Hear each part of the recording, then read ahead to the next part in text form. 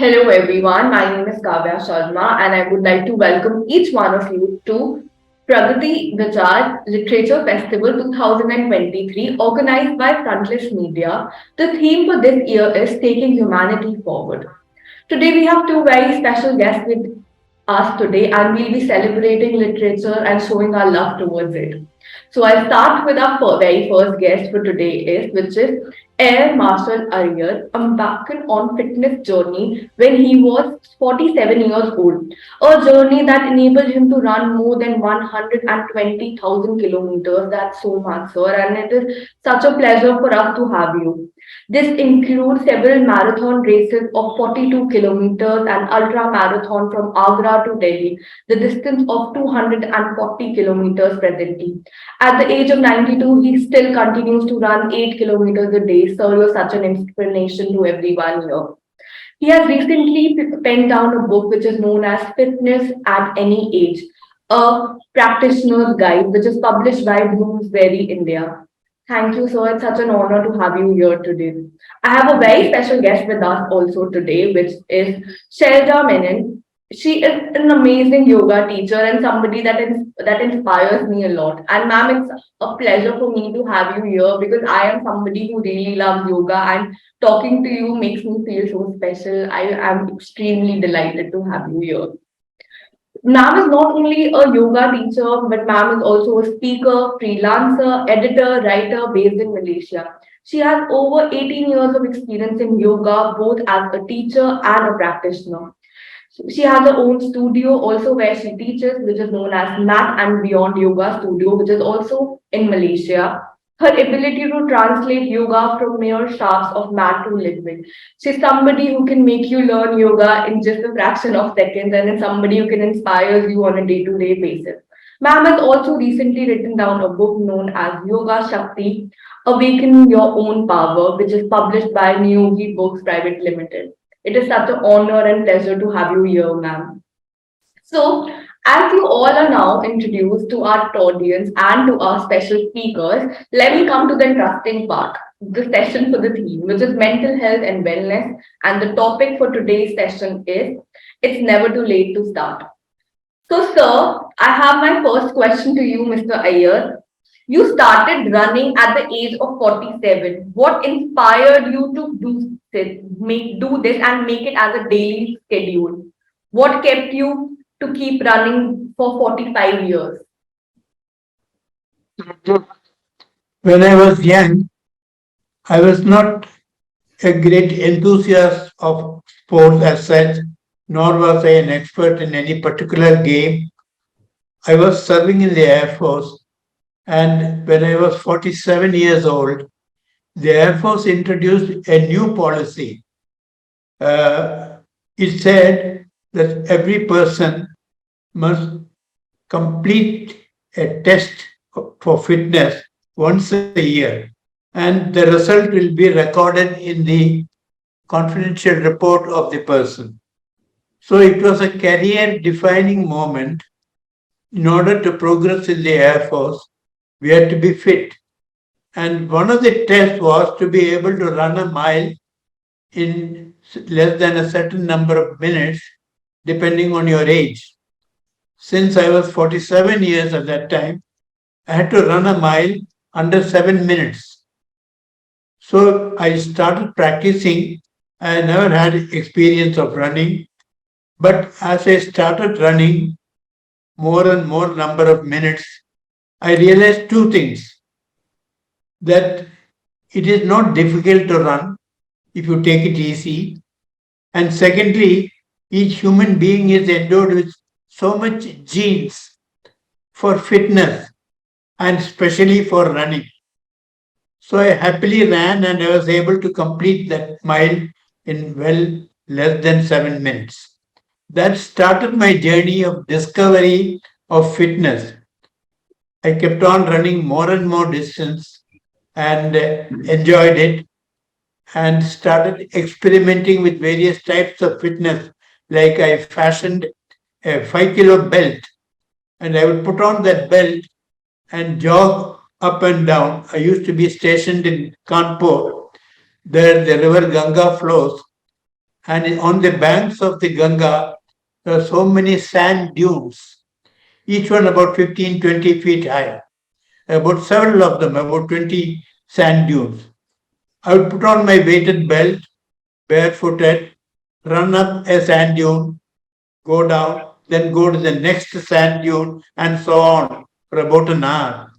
You can imagine, even without going and setting about it, how much strength it must have given to my hearts and lungs and legs.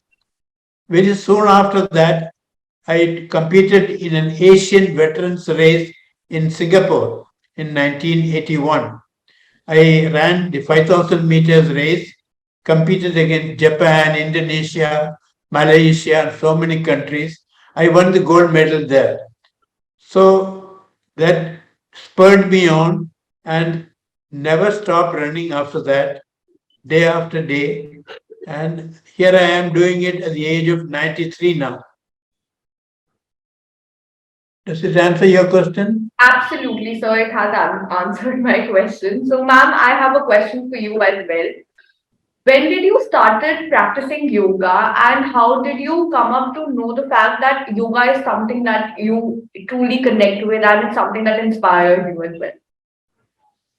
Well, since our topic is related to mental health as well, that was one of the reasons actually I stepped into the yoga practice. Because, growing up in India, everybody knew that yoga had a deep connection to mental wellness. Yes. So at that time in my life, I felt pretty stressed out with my life.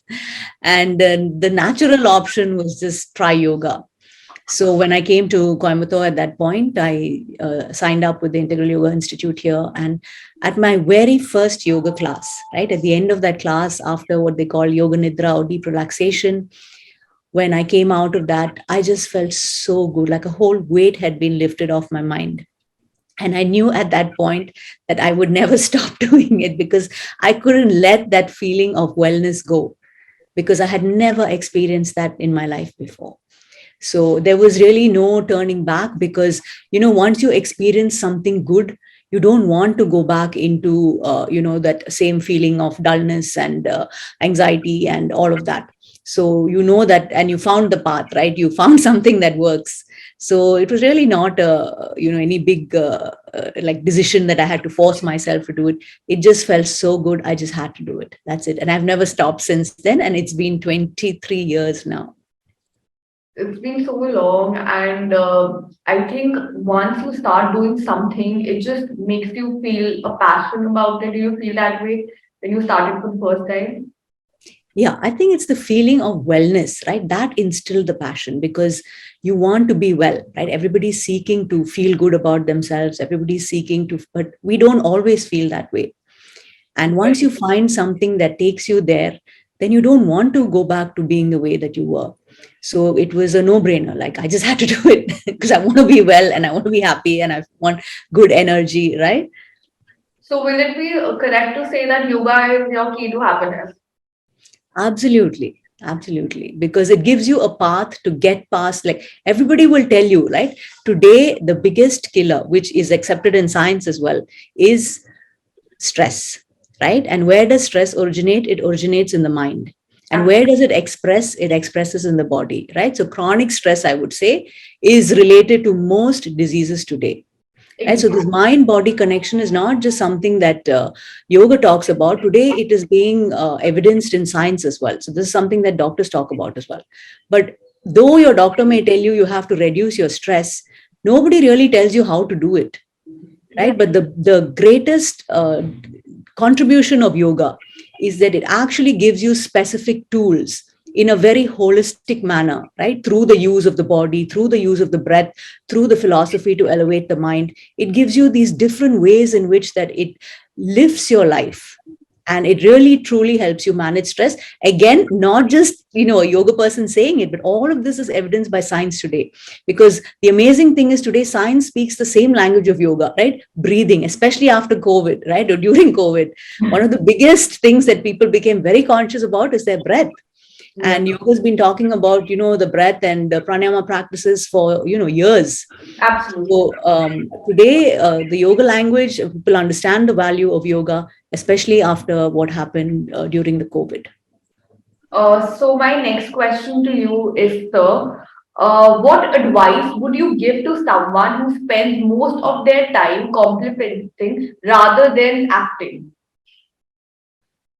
Mm, It's like this, contemplating has got its own value. You don't, you know, plunge into activity without thinking about it. So it's Right. okay, you contemplate, but for heaven's sake, at some point of time, stop contemplating and start taking action. And the action, of course, which I recommend is physical activity. Fitness, of course, we all know that mind and body are so closely related that you can't separate one from the other. You must have a healthy body to have a healthy mind. And after all, we all exist to apply our mind, be creative, do our own things, our hobbies, our passions, our jobs. So, for that, initially you have to be fit. So, what is fitness? And why is it important? That is the first question I asked myself. Then I realized it brings a bouquet of blessings when you are fit. Small little things like, say, physical, mental, and spiritual. I'd say take out a few things. Have a good appetite, you digest well, you sleep well, you've got a glow on your skin. You know, our skin is a reflection of the health of our body. If you just go for a jog for 5-10 minutes and come back and look at yourself in the mirror, you will see a special glow, an attractive, call it complexion or whatever you want to call it. But such a thing you will not get by applying any cold cream or beauty aids or anything like that. So there you are. Then you start reducing weight. Your heart rate becomes less. Your respiratory rate becomes less. Your waistline starts reducing. You got to keep on buying new clothes every 2 months when you start reducing your weight. In addition, you are able to ward off diseases and you are able to carry on doing whatever you are doing without getting tired. You have got the stamina for it. These are all physical benefits of fitness, which most of it we can measure. Then comes the mental benefits. You are more enthusiastic to do your job. You've got self confidence. You've got self esteem. You've got a sense of humor. You have capacity to laugh at yourself, take things lightly, and the enthusiasm to learn new things and also to do your job in a most skillful way possible. These are qualities of mind which you develop. In spirituality, I'll say three things. You've got camaraderie and good feeling towards others. People who are less fortunate than us, you have a bit of their thinking about them. And lastly, your mind doesn't entertain bad thoughts like anger, selfishness, jealousy. Because when God has given us so many gifts, why should we entertain bad thoughts? So these are all the things which we get when we are fit. And the technical definition of fitness is just the heart should be able to dispatch blood through the blood vessels to every cell, every organ in the body. Your brain, your liver, your kidneys, they will all do their assigned function so long as they get a continuous supply of blood. And this is what the heart does. So keep your heart strong. The next question comes, if you ask me now or later, how to keep the heart strong and be fit. So moving on. So, but when I was listening to you, one thing that was coming constantly to my mind was you at the age of even at 97, you managed to wake up and go out for a run. And me as a teenager, it is very difficult to get out of the bed. How do you motivate yourself every day to just go out and do it? That I said, all the benefits I have narrated of fitness. Why would I go without all these things? And it is simple to keep fit. How do you keep the heart fit? by working it harder and faster. It may seem counter to logic. How is it an organ becomes stronger by making it work harder? Isn't it better to rest it and preserve it? But the opposite is true. It's a surprising scientific fact that heart, a muscle, like any other muscle, becomes stronger by working out. And how do you make the heart work stronger? Simple, by using your legs. Your legs contain the maximum number of muscles and bone in the body. And when they work, they demand more and more oxygen. And the heart has to work harder and harder to supply this oxygen. So, anything that makes your legs move, walking, jogging, running, climbing, swimming, cycling, workout on a treadmill, aerobic dance, anything and everything which makes the legs move is a step towards fitness.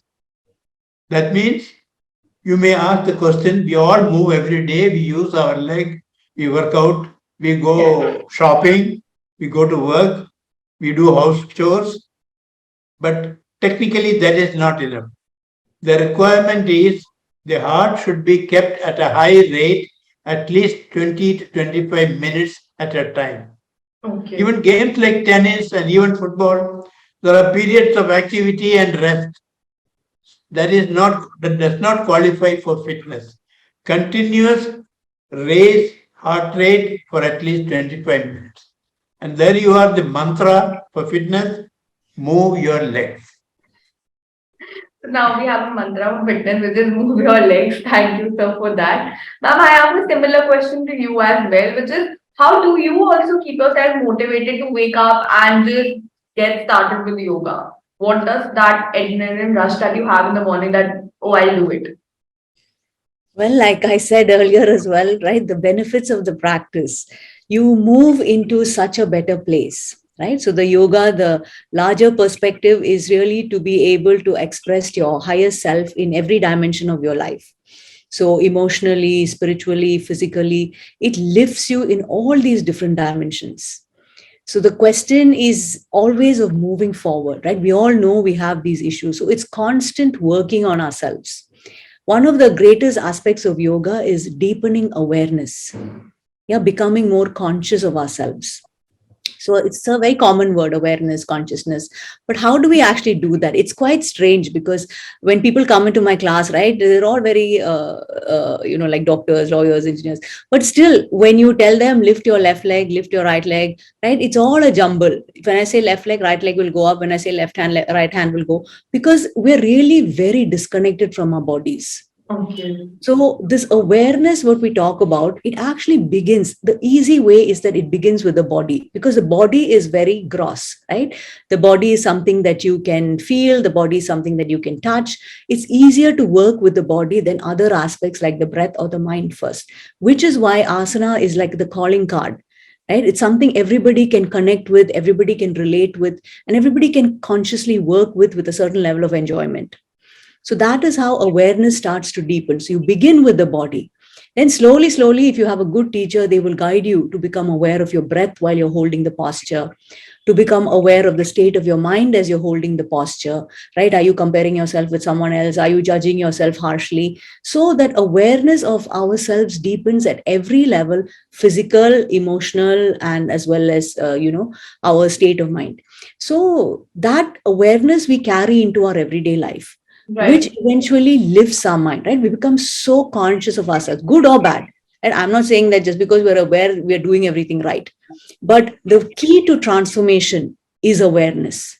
Like if we're not even aware of what it is that we do now, how is it that we think now, what are the patterns that hold us captive, even though they're really bad patterns and they're dragging us down. If we're not even aware or conscious about ourselves, then we can never hope to make any change.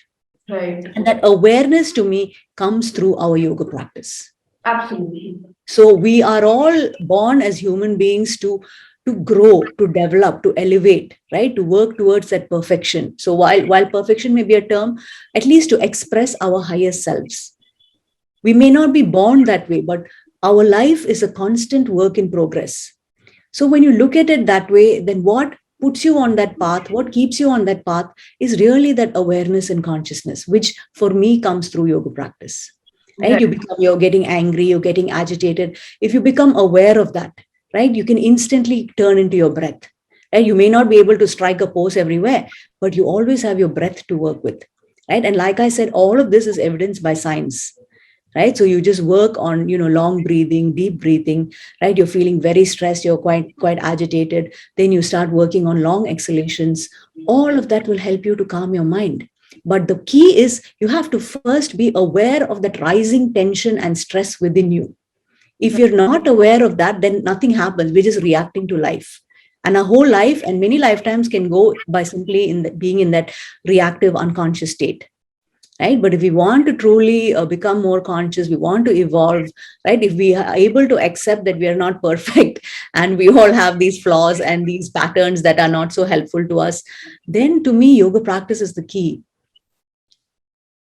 And it's not just like now yoga, that's the other key thing that I talk about. Yoga, everybody says, is kind of being limited to a 1 hour class that you do a week, but that's really a very limited concept of yoga.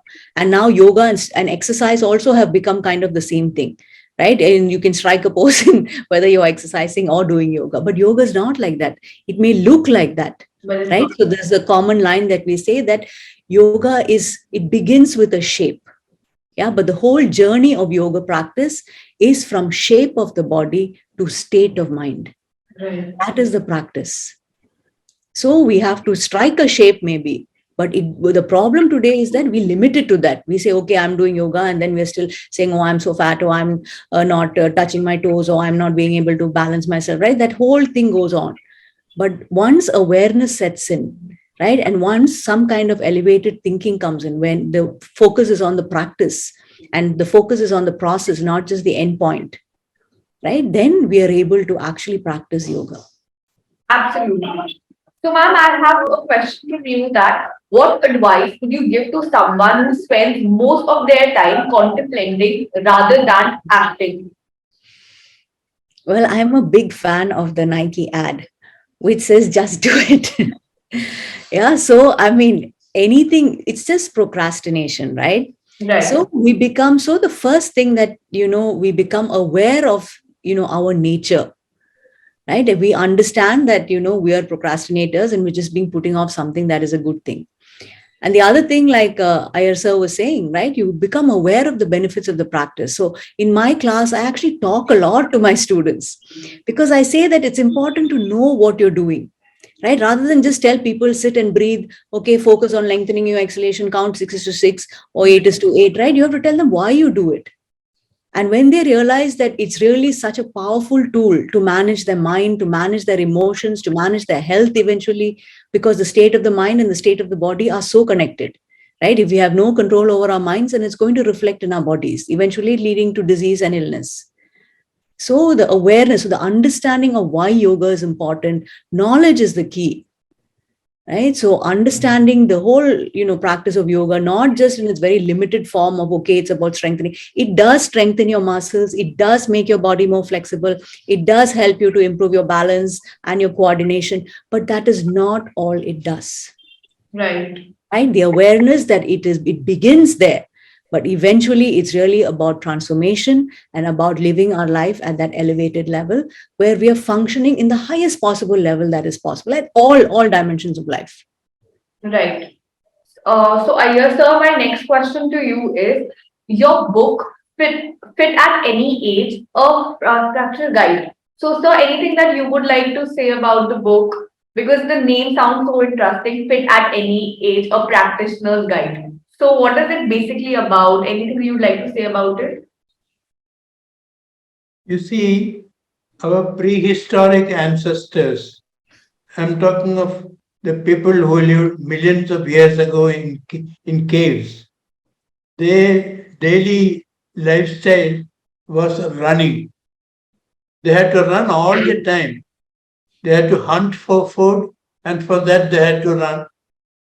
They had to escape from other animals and dangers. Again, they had to run. Like this, by running every day, they develop very, very strong heart, lungs, and blood vessels and legs. These genes are each and every one of us, even though millions of years have gone by. These genes don't die. You just discover them when you go out there and start your activity. If you have missed out working out in your youth, that is why I have termed the book Fit at Any Age. There is no need to worry or regret at all. You see, if a person is fit and for some reason he is injured and his leg is put on a cast and he is resting in the bed for a couple of months, you will see that half his muscles are wasted away just because of non use. But luckily and fortunately, the reverse is also true. That means a person who has not worked out in his life, he or she can start working and within 3 months, they'll become as fit as the next person. That is the beauty of this fitness, that you can revive it at any age. And that is why it is important that we should work. Unfortunately, there is one condition. Fitness is something which you cannot store, like money in the bank. You put money in the savings bank, and after any time, say several months or years, it is there for you to use. Not so fitness. Fitness has to be earned every week. If you don't work out for 1 or 2 weeks, you can get by. But if you don't work out for 3 months, then you are as unfit as you started. So, fit at any age, keep on working, enjoy the benefits of fitness, and you are a better person.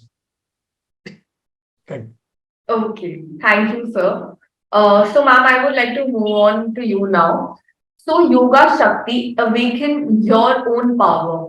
So, what is the book about? Is it about awakening the power through yoga? And what is it about? I would love to know about it. Could you please share? Yeah, I think the book really is about taking responsibility for our lives. And that's what yoga teaches us, right? Through awareness, we become aware of, what our patterns are, what are the things that drag us down, right? What is it that we need, our own emotional issues, right? How we feel, what triggers us, what keeps us happy. Awareness, through that, we have a better understanding of ourselves, and we have the ability to release and let go. Yeah, so that's actually one of my main themes. Everybody talks let go, right? There's a very famous or very common theme, right? If you go on Facebook or Instagram, just let go, let it go. Nobody tells you actually how to do it, right? So that's the other thing that I explore, that it's really about working with your mind, right? Which is something yoga gives you through awareness. You consciously learn. So I always tell my students, if there's one practice, if anybody asks what is yoga or what is the practice of yoga about, it's an attention practice, all about working with your mind consciously, right? So when you sit in class, the first thing that you do is take your mind, to have a general awareness of your gross body, become aware of your feet, become aware of your sit bones, become aware of your hands. And you will notice that even that maybe 30-second practice, the mind has gone everywhere else. So it's really about shining the light on the functions, and I say mainly dysfunctions of our mind, to come to terms with that and consciously work with that, to be able to connect to our own power. Yeah, we are all powerful, we are all beings of light, right? We all have that inner light within us, but somehow we're very disconnected from it because of these patterns that keep us down.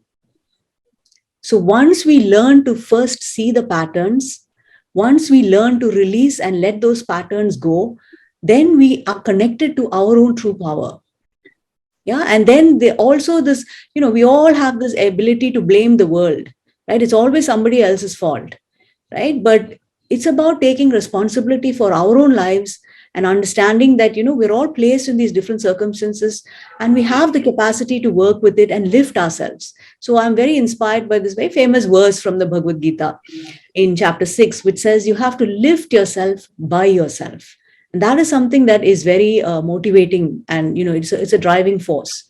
Yeah. So well, once we start looking for other people to do things for us, right? Other people to validate us, other people to give us opportunities, and you really work with whatever that you are given and you shine your own light, then I believe your path just opens up for you. But the responsibility lies with us, right? If we are not fit, we have to be able to see that pattern in us, that procrastinating pattern, that lazy pattern, right? And then we have to consciously, decide to do something different because we want to transform our lives, because we have this vision of living life at our highest self.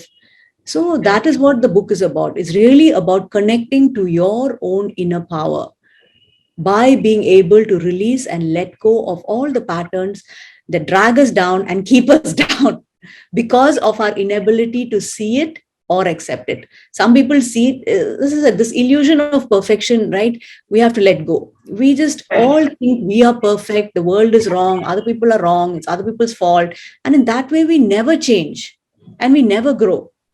So, for growth, evolution, transformation, the ability to look at ourselves rawly, right? To see the good and the bad, to see the way our mind functions and dysfunctions, to see that the minute we meet somebody, we get triggered and, you can see anxiety levels rising, stress levels rising.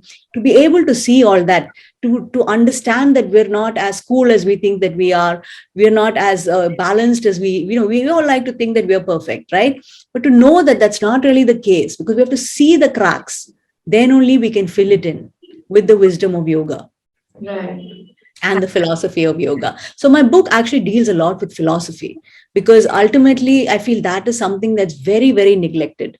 Yoga has just become synonymous with asana, and it's not even asana, because there's no asana is a very rich word.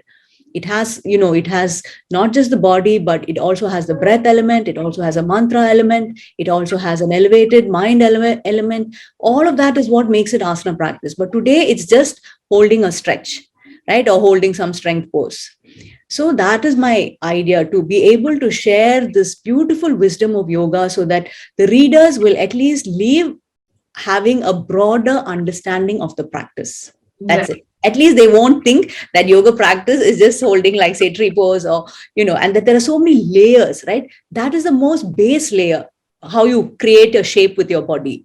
But over that, there are so many other layers: the layer of the breath, the layer of the mind, the layer of the spirit, right? And that is what truly makes it asana.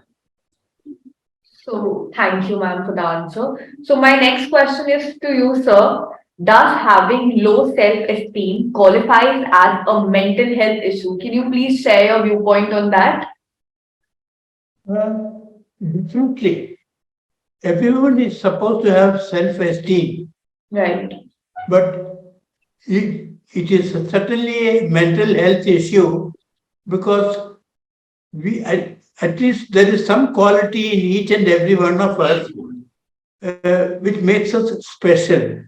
Now, uh, in the case of uh, physical exercises, it is scientifically established that so many endorphins are released when you do physical exercises, and that is supposed to be make you happier person and trigger you on to a normal healthy lifestyle.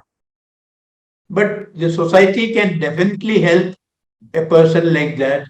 There are three methods I would suggest. These days you hear about celebrities sharing their own mental problems in Right. public. That motivates people who are suffering to go and seek help. Number two is the anonymous helplines.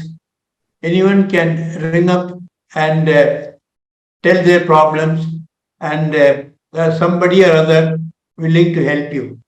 And thirdly and lastly, close relations and friends, if they are supportive, it's a great thing for the sufferer.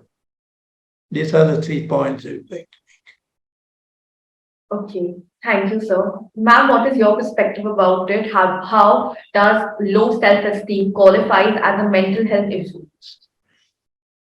Yeah, so I think that when we are born, that we're all born like happy, wonderful, and children. But what happens is along the way, people experience a lot of trauma. Yeah, Right. so I read somewhere that even the main problems that we face as adults, most of it actually stems from childhood, right? And it could not even be deliberate. Like, parents cause a lot of trauma to their children. And it's not even because they don't love them, but they just maybe are not so conscious, of the effect that the words that they have on their children, or the expectations that they have, could break the spirit of the children, make them feel small. So low self-esteem is really a result of being in these environments where we are treated less, and made to feel like we are not enough. Right. And because of that, and as children we don't have the capacity to process. Yeah, so I heard somewhere that, because of our brain waves, right, it's a very like they say, it's almost a hypnotic state till the age of 7.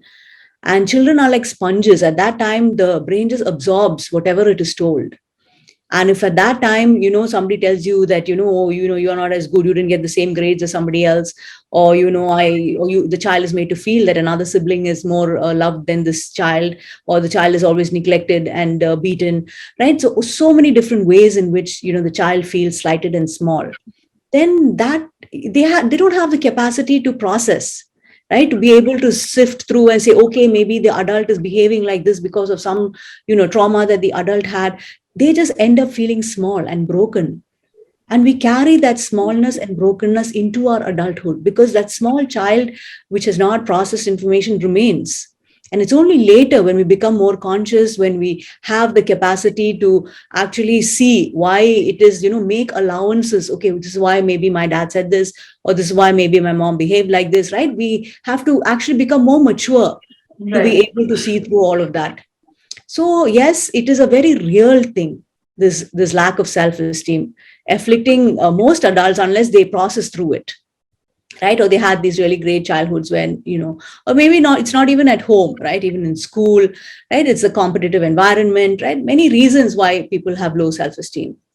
Absolutely. So to me, like, through the yoga practice, what happens is we begin to connect to our own self. Like I said, the focus becomes our own self. Yeah, so there's a beautiful line in a prayer to Maharishi Patanjali, who's one of the most famous names associated with yoga practice, or revered names, I would say. Yeah, so in the prayer it says Swa Atma Sukhava Bodhe, right? You get connected to the sukham, to the ease that is there within your own self. Yeah, so if we've grown up, as a child, longing for attention from parents that we never got, right, which ended up made us feeling really small, right? But the minute you do your yoga practice, you embark on it, you become connected to yourself. And then you stop being so dependent on what other people say, validation from other people, because you connect to that ease. Our inherent nature is peace and joy. Yeah, so they talk about Satchit Ananda, right? That bliss is our inherent nature. But because of all these things that happen in our lives, yeah, because of all of that, we're disconnected from that joy, from that bliss, from that feeling of fullness. So as we go deeper into the yoga practice, we become more and more connected to our inner self, and all the trauma, like the trauma sits in our bodies. Right. But just by doing the practice, to me, just by doing the deep stretching, the deep breathing, and all of that in our yoga practice, being constantly connected to elevated thinking, through all of that, the trauma just eases. So Right. it's not like it doesn't happen or it didn't happen. But when you look upon it, what really troubled you and shaped your life as a child or as a teenager, right? As an adult, through years of yoga practice, I find that it doesn't touch you anymore. The incident happened, but you're not connected to that anymore, because you've moved on and you've released all of those negative feelings that you had associated with it. So it's a process. That is what I would say. I would encourage people to just be patient. Yeah, it's not like you do one practice and it's gone. But yoga practice is really a philosophy for 24-hour living. Yeah, it's not just 1 hour a week class. It is something that you become connected to. Like I said, awareness, consciousness, all of that stays with you even after you leave the class. So Right. maybe in your class, your teacher is connecting you to become aware of your right big toe, become aware of your left elbow, right? Maybe those are the instructions that you're hearing. But the more you are able to tune into all of that, the more you're being able to be conscious of your body. That awareness goes with you when you leave class. So I say the mind in class and the mind outside class are not different. So in your yoga class, seeds are being planted, but it really flowers in your everyday life. And then when you're driving, you find yourself being more aware, right? Then you become aware, like I said, you become aware of irritation rising, you become aware of anxiety rising, awareness. And then you have the tools, right? You can breathe well, you can focus on long exhalations to be able to release all of this, right? So you have the tools to deal with all of that. Absolutely. Yeah. So that is why I feel the best thing you can do is really embark on a yoga practice, right? And everything that holds us down. Yeah. So in the Yoga Sutras, they also have a line of pranayama practice, right? What happens when we do pranayama practice? So they say we have the light within us, but it is covered. Yeah. But as we continue with our practice, that covering is relieved. Yeah. It's released. And you actually are truly connected to the light. So it's really about degrees. Yeah, it's not like from 0 to 100. Yeah, but if you found yourself feeling bad and feeling low, maybe for 50% of the day, as you start going through your practice, maybe it'll go down to 40. And then over a period of time, goes down to 30, right? And then maybe it didn't happen at all. It was something that you once struggled with. Right. Yeah, so it's a process, it's a journey. And I always say, I earlier used to think it was a lifetime journey. Now I think it's a many lifetime journey, but it is a beautiful journey because ultimately it is about transforming into your higher self. Basically, who you are. So, my next question is to you. People are still reluctant to talk about their mental health, even in the 21st century. Are there ways we can help them integrate mental health well-being into their life and provide them with support and assistance when they? I think we discussed this briefly a little earlier. I had mentioned 3 points in that context. Yes. One is close friends and relatives have to be very supportive, understand the problems of the patient, give advice. There are psychiatry is a very advanced science. We can understand someone who is suffering from a wound or some injury and we can deal with it. But psychiatry, mental health is such a problem because nobody is able to share that suffering with that patient.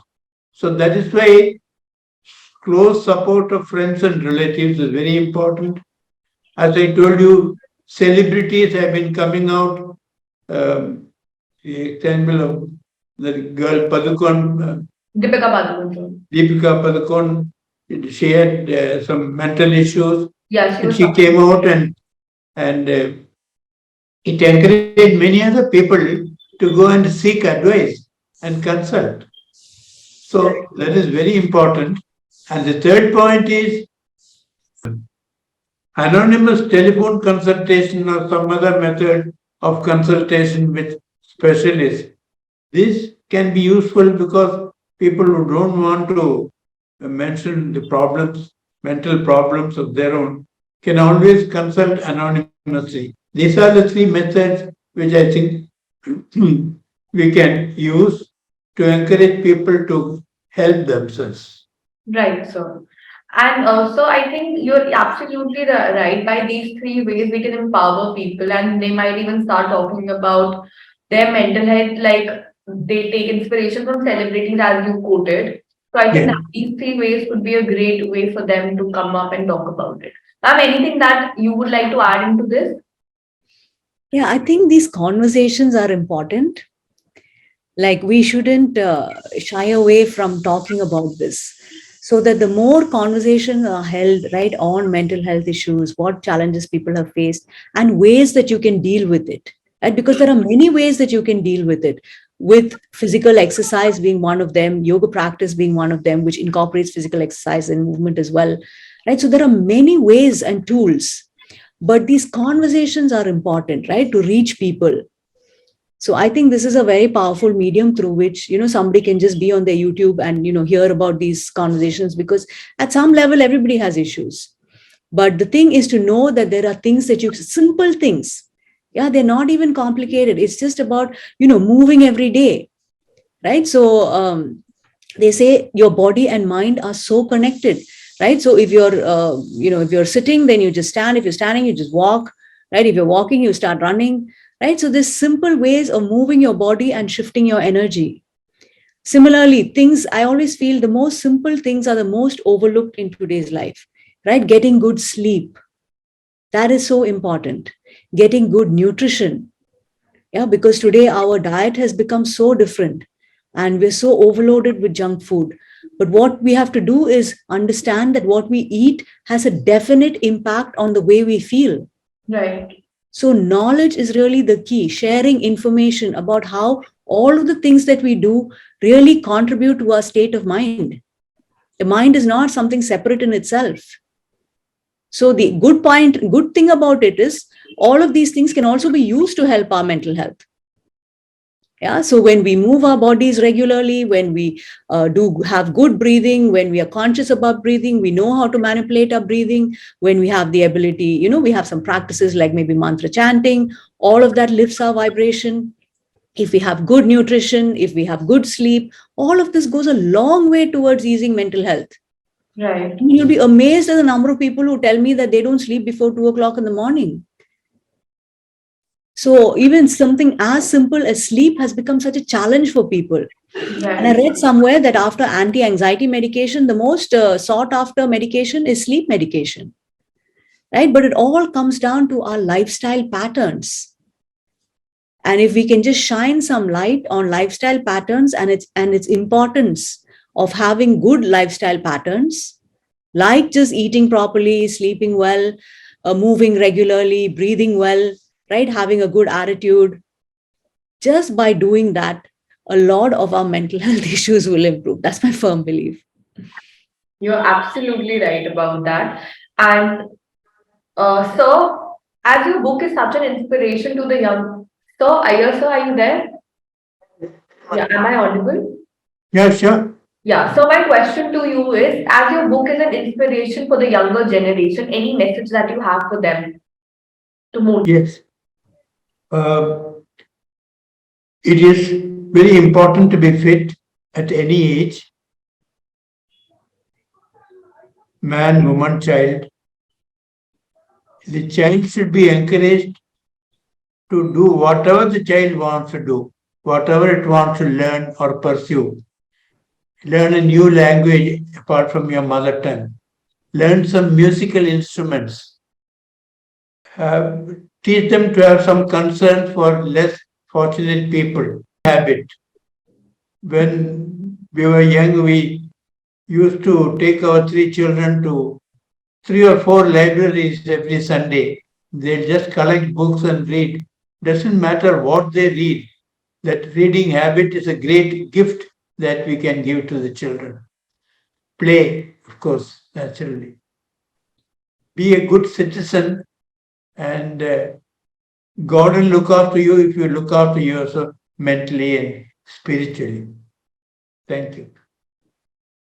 Thank you so much. I would like to thank both of you for participating with us and making this a huge success for us.